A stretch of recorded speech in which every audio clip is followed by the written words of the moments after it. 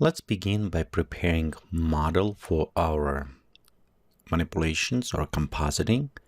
So I'm going to open this image inside the camera raw, and you can see it was shot on Canon EOS 5D Mark III. So we shot in the studio, very easy controllable environment. Also lighting, I want to have it some shadows, some definitions, but if you overall look, shadows, it's evenly going. So wherever we will using this image for the compositing, I can add with multiply layer additional shadows or highlights and set directional light to better match what backdrop we will going to use. So in the camera raw, first things what I'm going to do is going inside the lens corrections and enable abbreviation fixing. So many times when you look close, like on out of lens, you can see right here small chromatic abbreviation. So it will enable it to fix some of these problems with the lens. It does not happen very often, but sometimes it's good practice to kind of adjust. It does very good job and it's fixed some those elements. Okay, next what I want to do is actually come closer to her face, and I want to add first sharpness. I know in many cases when people work, they do sharpness as a last step. In mine, actually, I'm probably do twice. I'll go first, I'll set sharpness as I want it, and just maybe reduce a little bit details. And after, when we adjust, look more on digital noise and adjust a little bit more of the sharpness. Because for the compositing, for me, sharpness is very important. This way I can easier isolate the edges around the figure. So okay, we'll do first, and next let's go zoom a little bit out. Okay, and I'm going to adjust some highlights and shadows.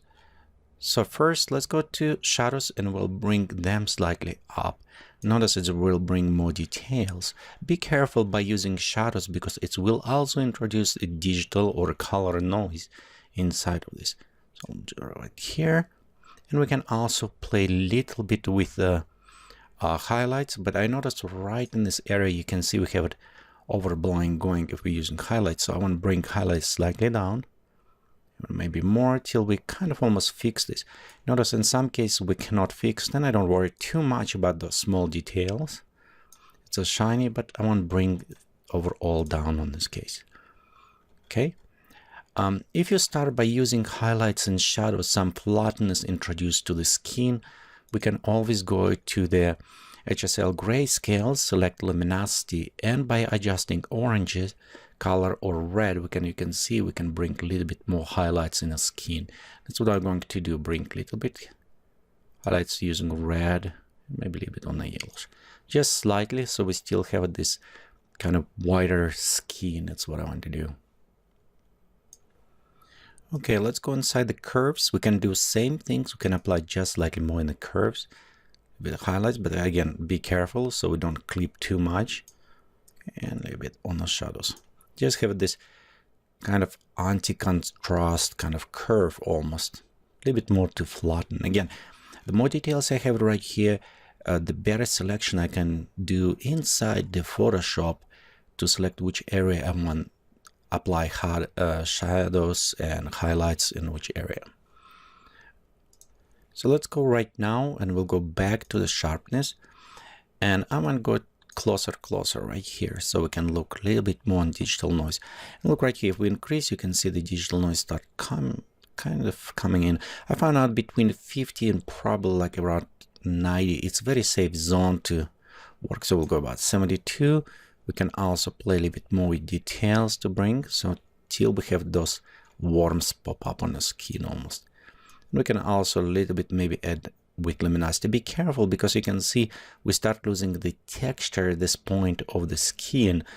In some cases you maybe want it, but I want to preserve a little bit texture, so we'll give it a little bit luminosity correction in this case. Okay, right here we have our image, and I think it's ready to use inside the Photoshop.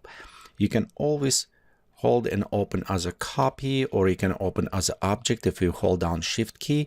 For purpose of tutorials, I will open other image, and I'll explain later why I'm doing other image. Also, we will use 8-bit. 8-bit will produce a little bit more of the kind of steps and coloring and gradients. If you need to have high resolution, you can click on this selection and choose 16-bit. Again, 16-bit will take a little bit longer to process some elements, and because I'm recording the purpose of this tutorial, we'll just use it 8-bit. Again, if you do some more higher level output, you probably want to switch to 16-bit coloring. Okay, when we're done, let's go ahead and click Open Image. At this point, we have our image open inside the Photoshop. And the next step, we're going to isolate this object from the background.